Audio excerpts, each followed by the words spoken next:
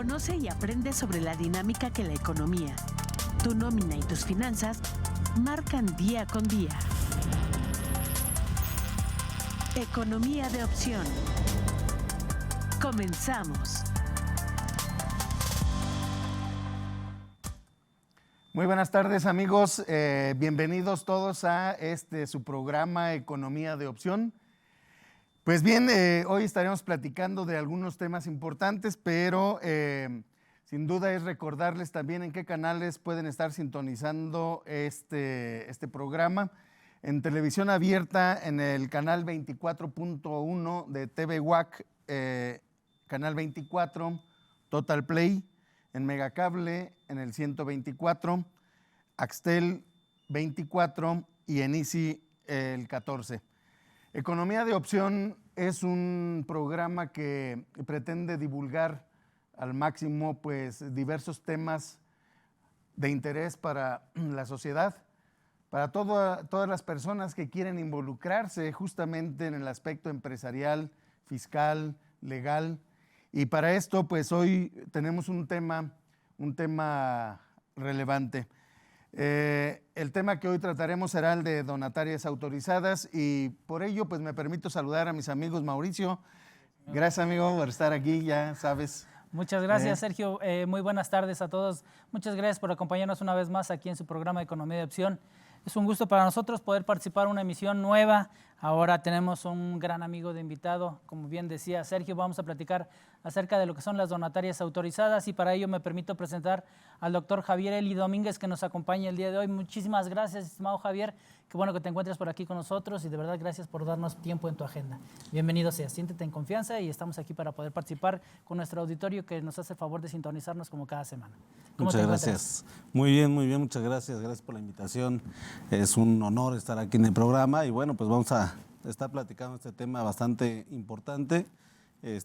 Un sector relativamente cerrado, pero con mucha consecuencia. Entonces estaremos platicando y a ver qué surge de esto justo para divulgar el tema de información fiscal y mucho tema también de prevención.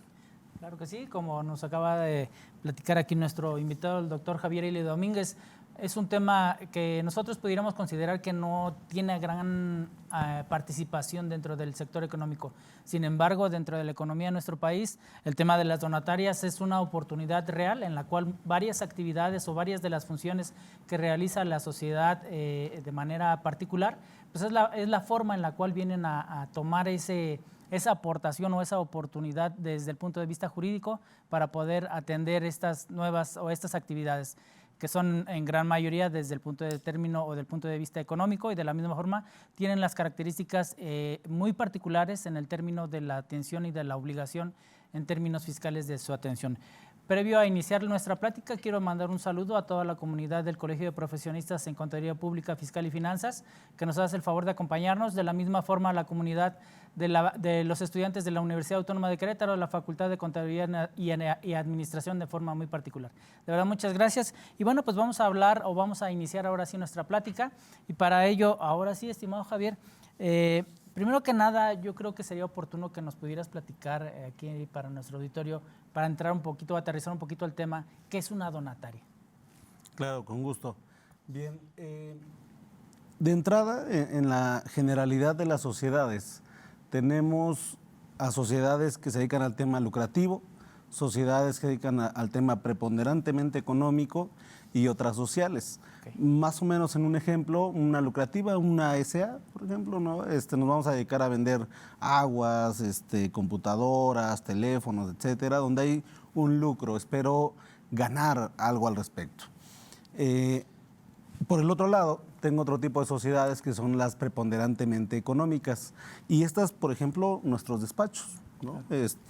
Nos reunimos 3 personas, vamos a poner una firma de abogados, en donde, pues bueno, nos reunimos, tenemos un fin en común, que es la prestación del servicio, representado justo a través de esta figura societaria. Y hay un punto importante, en realidad nosotros no lucramos con un servicio, pero sí buscamos temas de remuneración, buscamos fines preponderantemente económicos.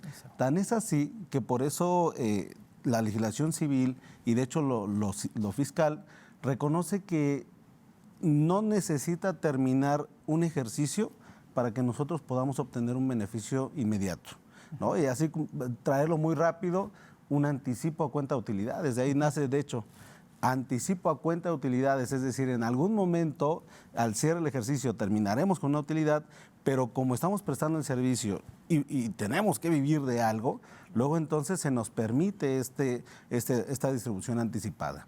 Y en un tercer sector tenemos a las sociales. Esto es, no me interesa lucrar, no hay especulación mercantil, tampoco me interesa el dinero directamente, sino vamos a ayudar a la sociedad. Por eso son fines meramente sociales, que de entrada este fin social pues nace como una obligación directa del Estado. El Estado tiene la obligación de satisfacer todas nuestras necesidades, justo atender a la sociedad, pero también nosotros como particulares que estamos inmersos dentro de esta sociedad, pues queremos ayudar. Luego entonces, ahí tenemos a estas sociedades con fines meramente sociales, que el objetivo es ayudar a la sociedad. De entrada ese es como el grupo de las donatarias, ¿no? Fines sociales, y dentro de este cúmulo ahora de las sociales, pues voy a tener un sector específico donde dice, yo quiero ayudarle directamente al Estado en ciertas necesidades, y vamos a poner un tema justo hoy, educación. Una obligación del Estado, artículo 3 constitucional, obligación del Estado, el satisfacer este tema de la educación, gratuita de hecho, ¿no? Y de momento, pues el Estado no alcanza a satisfacer estas necesidades, y viene un particular y dice, oye, Estado, pues yo te ayudo. Sin buscar un fin lucrativo, de entrada porque son servicios, no me interesa tampoco el dinero, fines preponderantemente económicos, sino me interesa ayudar a la sociedad. Vamos a meterle al tema de meter nuestros esfuerzos, ciertas aportaciones también de recursos, pero jamás buscamos dinero. Buscamos ayudar al Estado en la satisfacción de necesidades de la sociedad. Por eso son fines sociales. Y finalmente llegamos al punto de que en el momento en que esta escuela X quiere ayudar, pues viene un punto de, quieres ayudar en tema de educación, pero creo que necesitas dinero. Claro. ¿No? Y tú llegas con alguien, oye, fíjate que quiero ayudar a la sociedad vía educación, bla, bla, bla, y me puedes regalar 10,000 pesitos, y te convenzo en este momento y dices, cuenta con ello. Y llego también contigo, oye, ¿nos puedes regalar 10,000? Con gusto. Y llego al otro mes y como que dices, pues está padre, pero finalmente es, pues yo qué gano, ¿no? Y entonces la figura de la donataria es, me van a dar una autorización, que en el caso específico es el SAT, para que el recurso que ustedes me den vía donativo, ustedes a su vez lo puedan deducir de su base gravable para poder obtener esta base y pagar su impuesto sobre la renta. Por eso el nombre completo es una donataria autorizada para recibir donativos deducibles de impuestos sobre la renta. Ese es el punto. Entonces, ahora sí, cuando yo llego con ustedes y les digo que si me regalan otros 10,000, lo que ustedes tienen como beneficio es poder disminuirlo de los ingresos, modificar su base de impuesto y como efecto, aplicando una tarifa, o en el caso de Morales, una tasa directa a esta base menor, pues voy a obtener un ISR ya afectado de este donativo que hicieron. De forma general es eso, la donataria autorizada para recibir donativos deducibles de impuesto sobre la renta. Perfecto. Gracias. Y fíjate, amigo, yo creo que, en esta parte, yo creo que la donataria autorizada como tal se convierte en un instrumento importante para invitar a otros y hacerles partícipes de esa colaboración en la satisfacción de las necesidades, como dices, ¿no? ¿Por qué? Porque si bien es cierto, entonces la donataria autorizada es la que va a ejecutar de alguna forma esa satisfacción, va con el apoyo de los demás, y esto hace entonces que que los demás apoyen, Claro. obteniendo un beneficio. ¿Cuál beneficio? Tal vez, como bien dices, la reducción en su carga tributaria, pero sin embargo, en esta parte también es muy natural, de todos modos sí se quedan con una carga importante, ¿sí? Y una carga importante, y me parece que a veces sería importante también verificar cuál es el momento en el que sí obtienen ese beneficio. La gente a veces confunde un poquito el que sea deducible de impuestos pretendiendo que sea en un momento diferente, ¿no? Entonces, sería importante platicar en ese sentido y después, pues, ¿por qué no? Pasarnos entonces a identificar quiénes sí podrían y de qué manera se presenta esa problemática en lo general, ya avanzando en el tema, ¿no? Claro que sí. Sí, entonces justo es como entender de entrada cuáles son las donatarias, ¿no? Dentro de este universo de sociedades, ya quedamos en la generalidad, 3 tipos: las lucrativas, las preponderantemente económicas y las sociales. Esa es mi generalidad. De estas quitamos a 2, reduzco mi universo y entonces tengo a todas las sociales, pero no todas las sociales pueden ser donatarias autorizadas, ¿no? Y entonces, por ejemplo, aterrizándolo ya un poquito más en impuesto sobre la renta, tenemos un título tercero en la estructura de renta que habla justo de las personas morales con fines no lucrativos. Y traigo un listado, tal.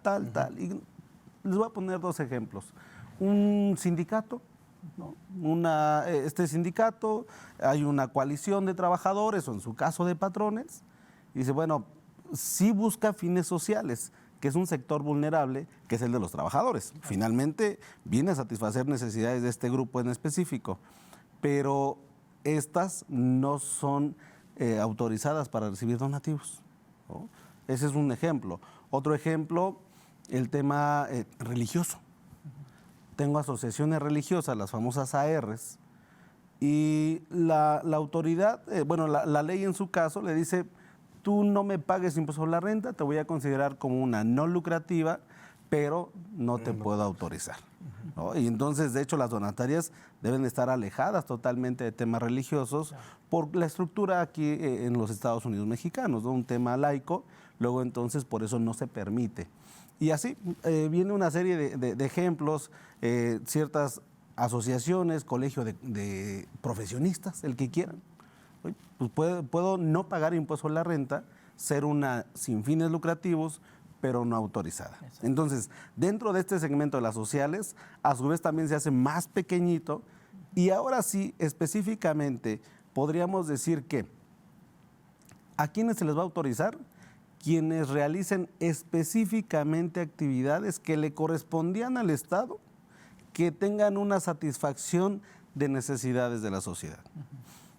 Tema sector salud, tema vivienda, vestido, calzado, temas médicos, educación, tema de flora, fauna, bibliotecas, museos. Y entonces todo esto decimos, creo que estos específicamente sí le correspondían al Estado, ¿no? Algunas donatarias que ubicamos en temas de salud, aquellas que sin buscar fines preponderantemente económicos no buscan el recurso directamente para beneficiarse, sino escalarlo directamente al tema de salud.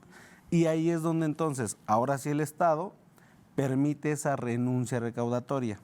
¿Hacia dónde va este punto? Ya quedamos que entonces hay donatarias, se va cerrando y específicamente es necesidades, satisfacción de necesidades de la sociedad. Ahora, ¿por qué el Estado nos autoriza? ¿Qué es lo que está pasando en el fondo? Y es que cuando yo soy la donataria autorizada, me regreso al tema de escuelas, educación, yo soy una donataria autorizada partiendo de que esta obligación de entrada le correspondía al Estado. Y entonces en el momento de que ustedes me donan estos 10,000 pesos, les comentaba que ustedes lo pueden deducir. Pero ¿qué efecto tiene en la realidad? Es que entonces de tus 100,000, de tu base, le restas 10,000 y ahora solamente vas a pagar sobre 90. Quiere decir que el Estado en la realidad va a dejar de percibir dinero, ¿no? Acabamos de alterar la base. Y viene una pregunta interesante. ¿Por qué razón el Estado permite que no se le entregue ese recurso. Ahora vamos a verlo nosotros del otro lado, el donante. ¿Por qué razón yo pago menos impuesto? ¿No? Esa es una pregunta interesante que de momento justo en la mecánica no nos detenemos a analizar de fondo, pero la respuesta es porque partiendo de que yo tenía la obligación de pagar contribuciones, el Estado, como este ente recaudador, recaudaba, tenía el recurso y con ese recurso lo aplicaba a satisfacción de necesidades de la sociedad. No me salgo del ejemplo, educación.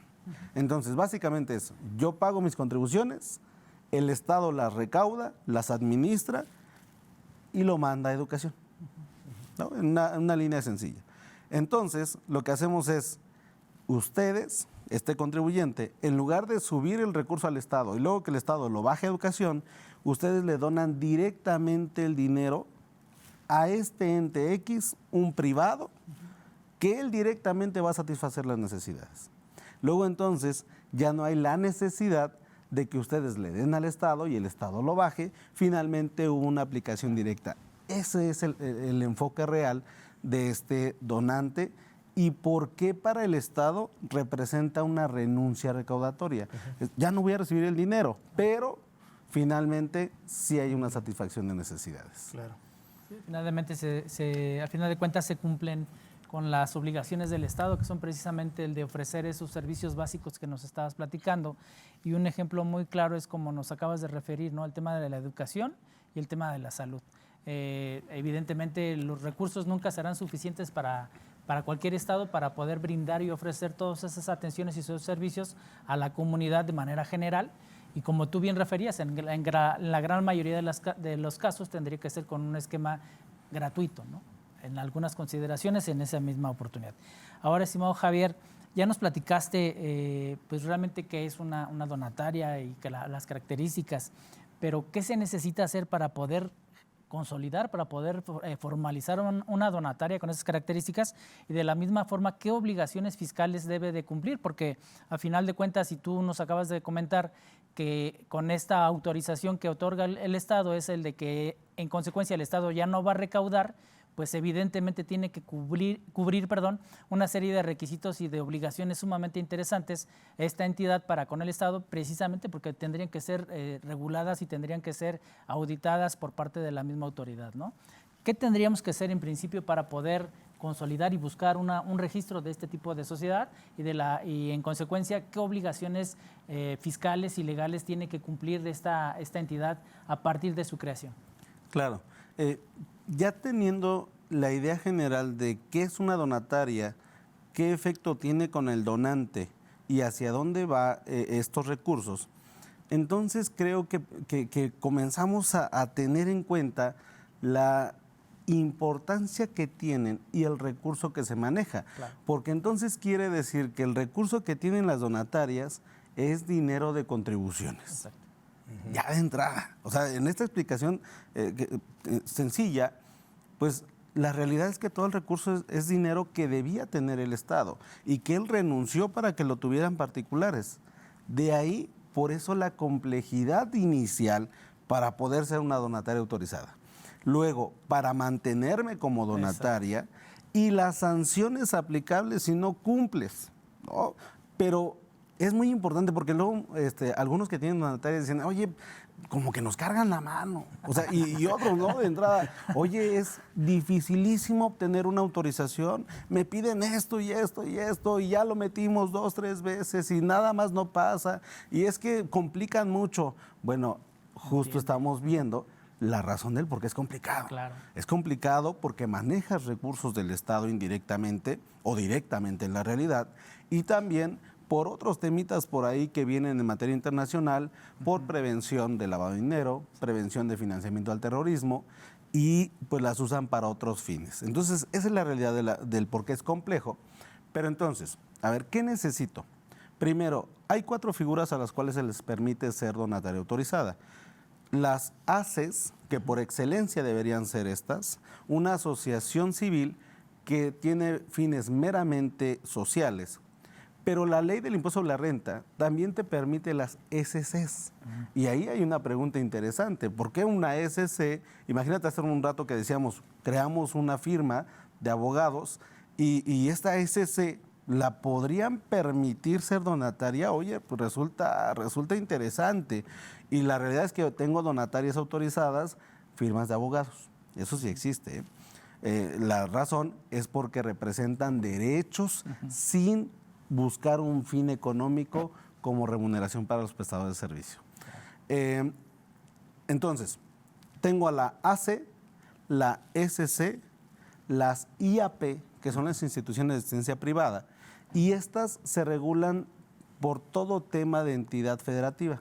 Es decir, cada estado, cada entidad federativa crea su propia ley, su ley de instituciones de asistencia privada o de beneficencia privada, que en el caso de todo México solamente existen 14 estados funcionando con instituciones de asistencia privada, no todos. En nuestro caso, Querétaro sí tiene su Junta de Asistencia Privada del Estado de Querétaro, la JAPEC, y estados vecinos, Ciudad de México, por supuesto, tiene su Junta de la Ciudad de México, el Estado de México tiene a la JAPEM, y estas son las que regulan a estas instituciones.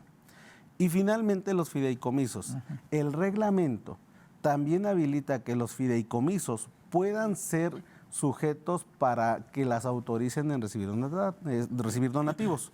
4 entonces, ACES, SCs, IAPs y fideicomisos. De entrada, primer requisito sea una de estas 4. Soy una SA, no, tú no puedes. Soy una SDRL, no puedes. Tienes que ser una de estas. Y lo que sigue es, tienes que definir muy bien tu objeto social, que de entrada, y como una recomendación para quien quiera crear una donataria, es ubica qué fracción y qué inciso específicamente está en la ley del impuesto sobre la renta que te aplique. Porque lo que hace la autoridad es verificar si cumples el requisito de ubicarte en la ley, ¿no? Entonces, a veces muchos, por querer poner un objeto a veces hasta amplio y decir, pues para poder hacer muchas cosas, la realidad es que no. Tiene que ser perfectamente definido y de entrada que yo me lo encuentre en la ley, ¿sí? Recomendación con ello, entonces, tener este objeto perfectamente definido y que se encuentre dentro de los supuestos autorizados. Paso, entonces, en la figura que vamos a elegir. Segundo, en el tema de mi objeto social. Tercero, en el tema del patrimonio, partiendo de que el recurso que obtiene la donataria no le pertenece a los que crearon a la donataria. Tan es así que hoy los 3 decidimos crear a esta institución de enseñanza, una escuela con reconocimiento de validez oficial. Somos los 3, pero de entrada sabemos que para poder crear una AC, pues creo que nos va a cobrar el fedatario público, ¿no? No creo que nos lo vaya a regalar. Y entonces en ese momento hay que meterle dinero. Oye, pero también tenemos que rentar un lugar donde vamos a dar las clases. En línea, bueno, necesitamos todo el equipo y eso cuesta. No, como estamos convencidos del objeto, pues vamos a meterle cada quien 50, 100 mil. Lo aportamos y muchos que crean este tipo de asociaciones dicen, pues yo tengo una aportación de 100 mil y es lo que me da mi derecho a... Y la respuesta es, no existen derechos. En el momento en que nosotros metemos un pesito a la asociación, en ese momento pierdo todo derecho. De hecho, el propio Código Civil, tanto los locales como el federal, conviven en esto y te dicen que aquellos que realizan aportaciones pierden el derecho y no pueden reclamar beneficios sobre ellos, ¿no? Y entonces, ahí es donde, hace un rato que les decía, una SC de abogados podría ser, sí, nada más que tendrías que renunciar a beneficios. Y entonces, por la esencia como quedaría, creo que estás transformando tu SC a una AC, por esencia. Por nombre le llamaste SC y AC, ¿ok? Bien, entonces, todo lo que recibe esta donataria forma parte de su patrimonio y las aportaciones que hacemos también, por lo tanto, en esta asociación o esta donataria, no conozco capitales contables, no conozco aportaciones de capital social, el fijo, variable y esas cosas, Eso no existe de este lado. Entonces, al no existir, lo que va a suceder es que vamos a aportar el recurso y en ese momento se pierde, solo somos asociados y lo que va a suceder entonces es que esta donataria creará su propio patrimonio, pero es de la donataria. Y siguiendo en la línea de que recibo dinero del Estado, que son las contribuciones, esa es la razón del por qué hemos llegado a escuchar que una vez que yo dejo de ser donataria, tengo que transferir todo mi patrimonio a otra donataria autorizada. Y ahí es donde muchos que las crean dicen, oye, pero a ver, espérame, es que eso es de nosotros. Dijimos, no, porque te acuerdas que de entrada cuando dijimos que íbamos a aportar los 50, renunciaste a todo beneficio.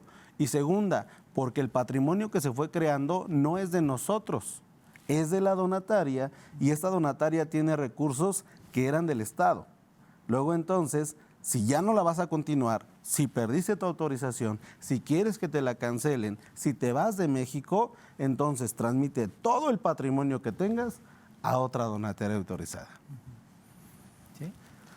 Y sin duda el tema es absolutamente relevante, amigo, porque se desconoce mucho en estos aspectos el funcionamiento real de una donataria autorizada. Incluso se da la falsa percepción en muchos de los casos que pueden hacer con el dinero lo que quieran y que sirve para otros instrumentos sin ser necesariamente así. Claro. Y ese tipo de ideas que se dan alrededor pues inhiben también la participación de la sociedad en un aspecto meramente social y que puede ayudar de una manera tan importante, ¿no? En este punto, pues, hay que ver que cumplir con todos los requisitos y sin duda, como bien lo platicabas ya también en un momento dado, pues es el aspecto de la transparencia incluso, ¿no?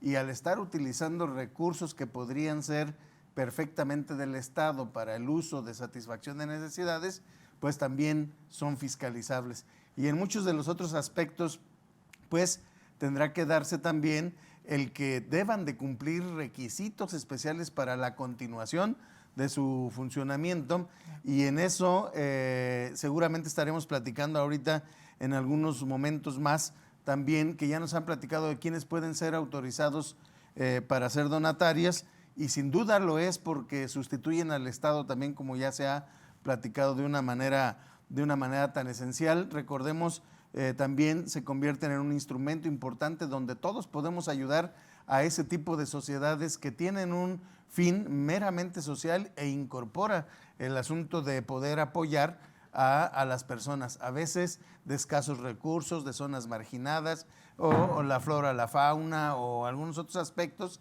incluso algunos que tengan que ver con aspectos artísticos, ¿no? Y con ello ver de qué manera realmente tendrían que estarse organizando, recordar también que en esto la problemática que se enfrenta normalmente este tipo de sociedades, y podríamos dejarlo también para continuar con el tema en un rato, pero identificar esa consecuencia. ¿Qué pasa con la revocación o con los avisos, amigos, también que tengan que estarse observando, ¿no? Así es, estimado Sergio. Bueno, previo a irnos a un corte comercial, vamos a platicar aquí en resumen precisamente lo que nos acaba de aportar nuestro amigo el doctor Javier Eli. En principio, las características de cuáles son las sociedades que sí pueden estar incluidas dentro de esta oportunidad, que son las asociaciones civiles, las sociedades civiles, las instituciones de asistencia privada y los fideicomisos. En ese término de fideicomisos, cuando recién inicia este sexenio, pues por ahí viene un impacto, ¿no? Porque dice, vamos a desaparecer fideicomisos. Bueno, pero eran unos fideicomisos con características particulares, que en su momento lo vamos a platicar. Entonces, teniendo eso en consideración y que ya se haya hecho el planteamiento ante un notario para poder hacer el protocolo de inscripción y de registro, entonces ahora sí viene que se determine, como bien nos referías, el tema del objeto social y que ese objeto social cumpla cabal en lo que se establece en la ley del impuesto sobre la renta, precisamente para poder ser acreditable en ese término de esa oportunidad de registro. Y por último, que entendamos que todo lo que se le dé como aportación a este tipo de sociedades por completo deja de ser o de tener un derecho para los que lo están aportando, porque a partir de ese momento todo entrará en un objeto completamente diferente que era precisamente para la consolidación. Los invitamos a que nos acompañen a un pequeño corte y los esperamos de regreso aquí en su programa Economía de Opción. En un momento regresamos. Continuamos en Economía de Opción. Regresamos con el tema y verán ustedes que es verdaderamente relevante y no dejando de agradecerte nuevamente tu participación, amigo, porque pues vienes a ilustrarnos con este tema emocionante. Por cierto, hay que platicarles que nuestro amigo Javier Eli ha publicado un libro precisamente que se le denomina así, Donatarias Autorizadas, y lo pueden encontrar ustedes para más información todavía en ese aspecto. Él como experto pues ha de platicarnos precisamente en algunos de estos temas adicionales de qué manera obtener una autorización, cuáles son los requisitos esenciales que deben de cumplirse, más allá de aquello general que se ha platicado, y comenzar también, amigos, si nos permites o nos lo compartes también, qué pasa con las obligaciones que tienen que cumplir y las consecuencias que hay alrededor en esto, ¿no? Claro que sí.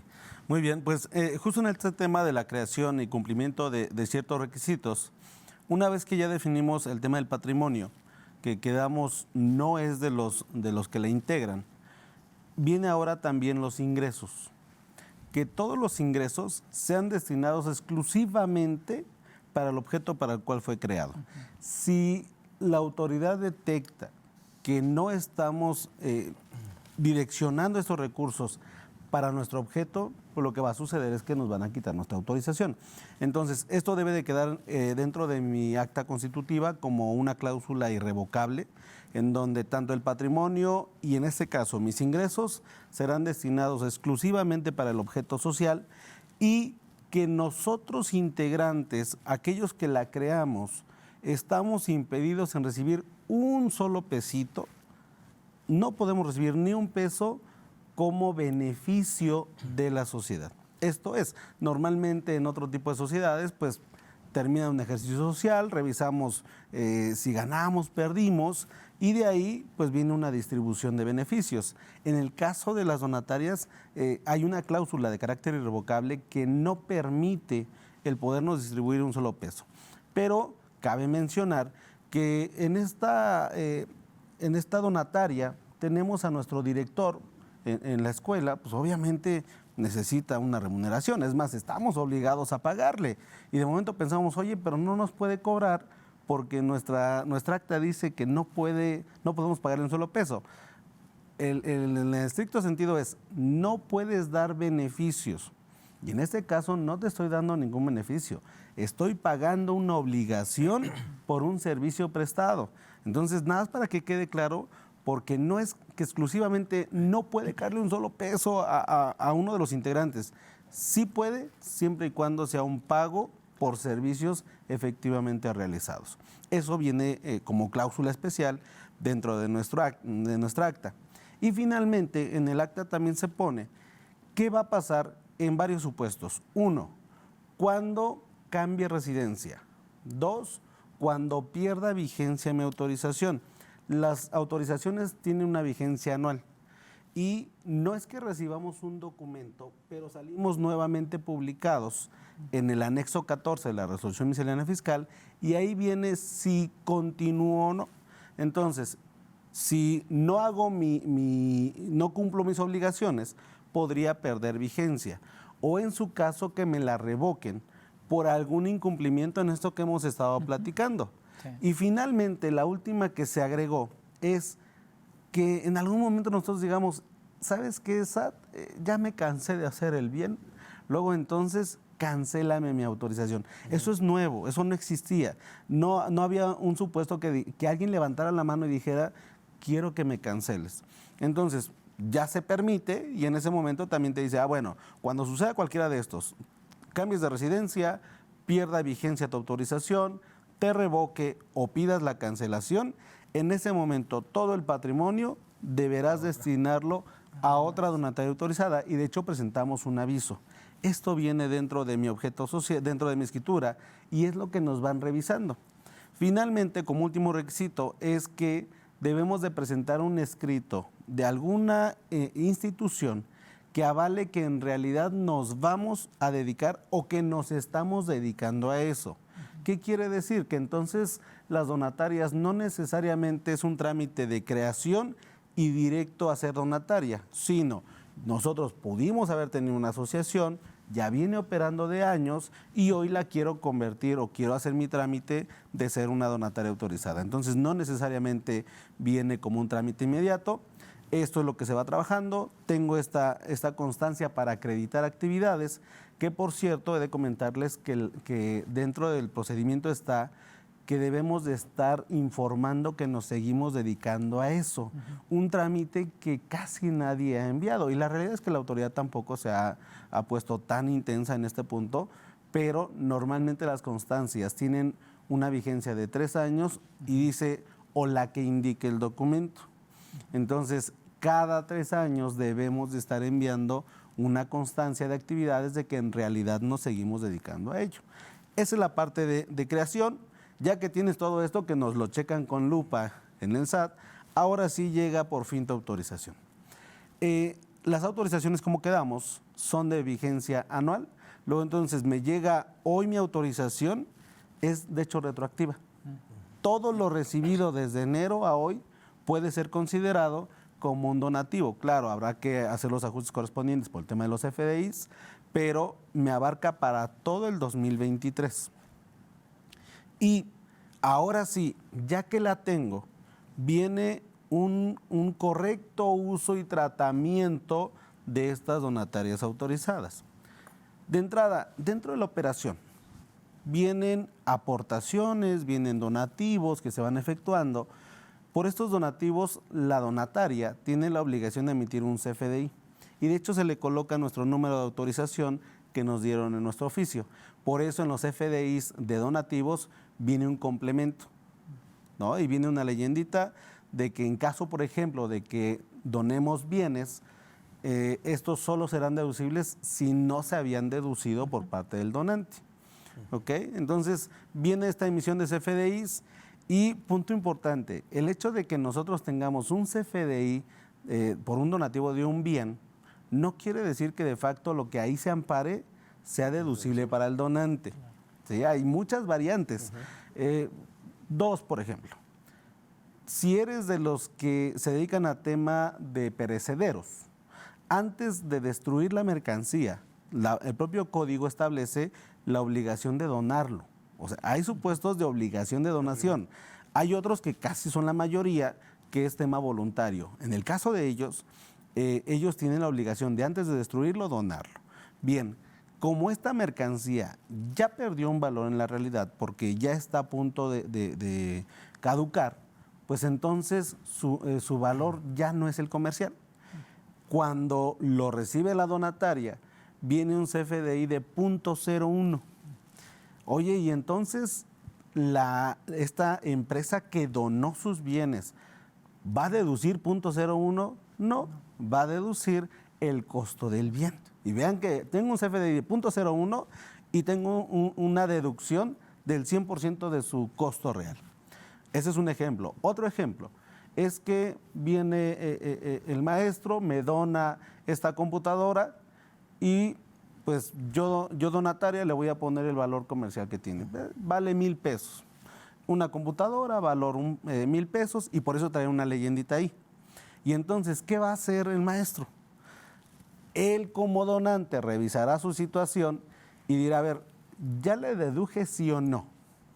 Si tu respuesta es sí, ya la deduje al 100, entonces aunque tengas un comprobante de 1,000 pesos, no puedes donar un solo peso.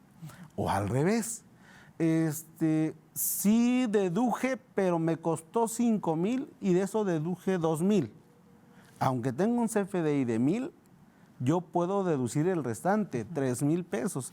Y así en la práctica empieza a generarse una serie de situaciones donde no necesariamente el valor que tiene el CFDI es el donativo.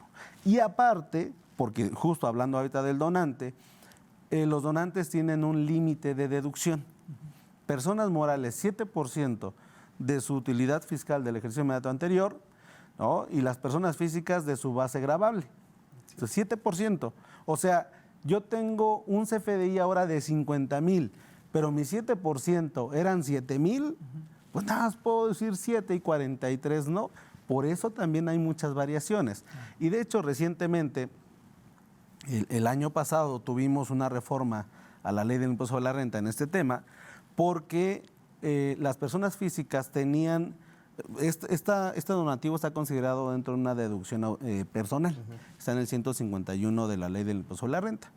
Bueno, anteriormente, recordarán que tenemos un límite, 15% de nuestros ingresos o 5 UMAS, el que sea menor, y anteriormente decía, esto más donativos, más aportaciones voluntarias y complementarias para el retiro, tratándose específicamente del 151. Ahora lo que sucede es que estos donativos quitaron esta exclusión, donde dijeron más donativos, más aportaciones voluntarias y complementarias, y dejan 15% o 5 UMAS, el que sea menor, más aportaciones voluntarias y complementarias. ¿Qué pasó en la realidad con esa modificación? Que mis donativos los metieron a la bolsa general, ¿no? Y eso lo hicieron porque encontraron que por allá una familia abusó de la figura. Dijeron, oye, están deduciendo millones. Y entonces, pues vamos a meter ese límite del 7%, está dentro del límite del 15% de ingresos o 5 UMAS, el que sea menor. Entonces, quiere decir que para las personas físicas podríamos traer una deducción mucho menor si lo comparas con una moral. Esto, digo, también para los que nos están viendo, donatarias autorizadas, pues sepan también cómo plantearlo con sus donantes. Porque luego los donantes también dicen, oye, pues ahora tengo un problema porque no puedo donar. Personas morales, ojo, ellos no tienen este límite dentro de otro límite, sino solo un 7% de utilidad del ejercicio anterior. Bien, ¿qué más viene? Cumplimiento, ya quedamos, por todo lo que yo obtengo, emito un CFDI, y ahora porque lo que yo erogo, de entrada, todas las erogaciones deben ser el famoso estrictamente indispensable, específico para mi objeto social. Y de hecho, el reglamento de renta establece que no puedo destinar más del 5% para gastos de administración, porque la lógica es, a ver, tú te creaste para efecto de satisfacer necesidades, no para que le pagues al director un 50% de los donativos, como que algo ya no está bien ahí. Justo por eso ponen este tipo de límites, teniendo presente que habrá que hacer una segmentación interna contable, cuáles son mis gastos de operación y cuáles son mis gastos administrativos.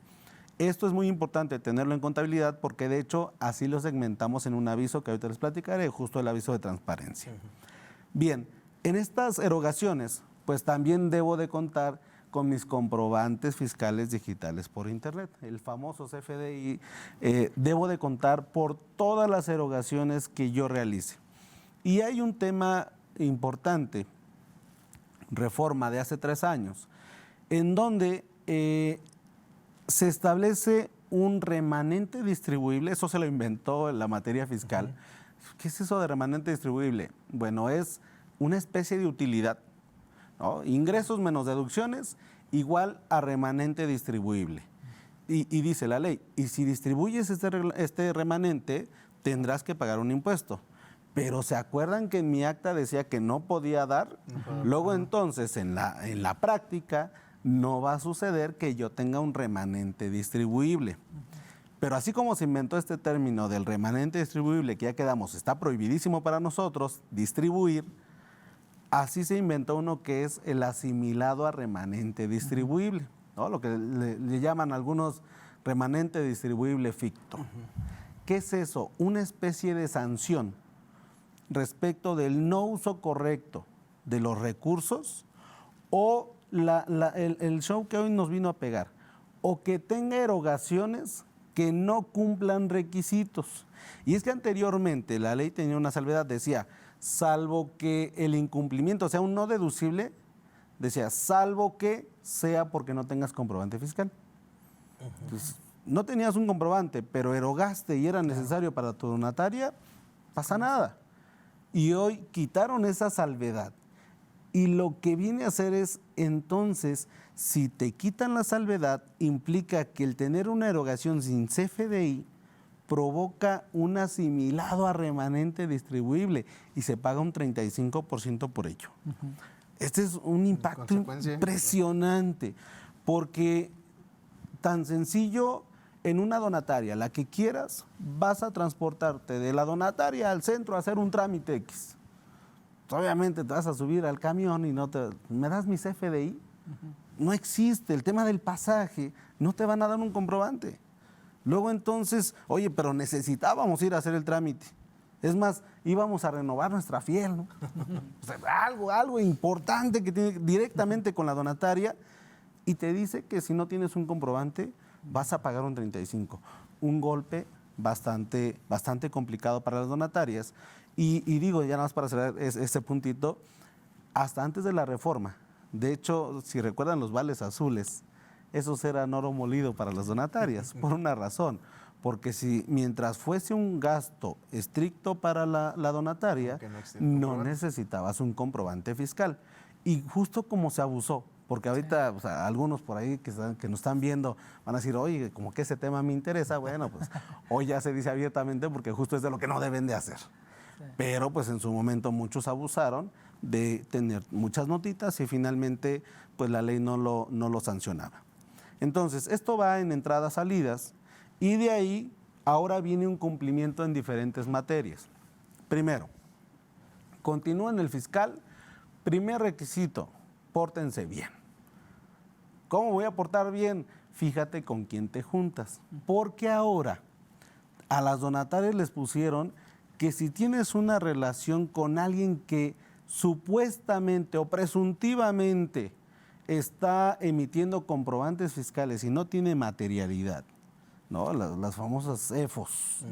Bueno, pues si tengo una relación con ellos, ¿a mí me podrían quitar mi autorización? Esto es complicadísimo. Y luego, si me quitan mi autorización, pensando que ya no la quitaran, dijimos, bueno, pues ya ni modo. Nos las quitaron por tener una relación con él. Pues creamos otra.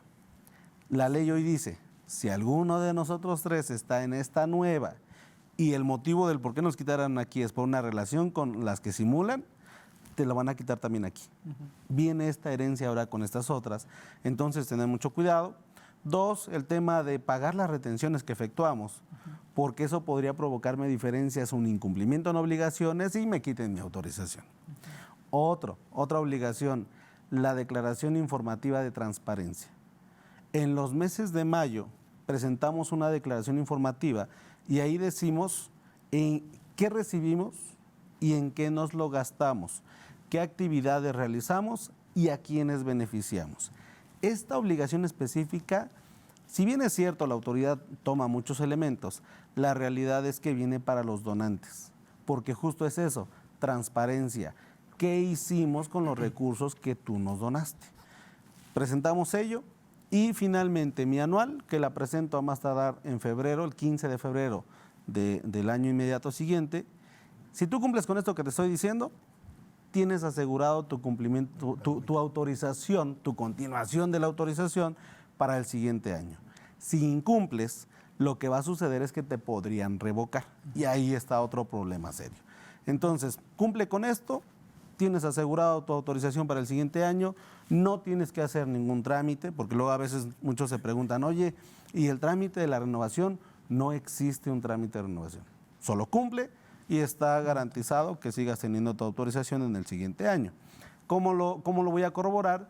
Reviso mi anexo 14 de la resolución miscelánea y ahí es donde encontraré que sigo siendo. La de malas, no cumplí con algo de esto, pues viene ahora la revocación. Y en la revocación tenemos dos detalles. O de entrada, simplemente por revocarme, me van a sancionar. La sanción mínima hoy, 2023, es de 102,000, la mínima. Y aparte, como ya te quitaron tu autorización, tienes que transmitir el patrimonio. Que no es lo mismo disolver una sociedad que transmitir el patrimonio. Solamente es, ya no vas a seguir siendo donataria, si quieres tú en la vida social continúa, solo que tu patrimonio lo tienes que donar. Entonces, esta es la parte bastante complicada.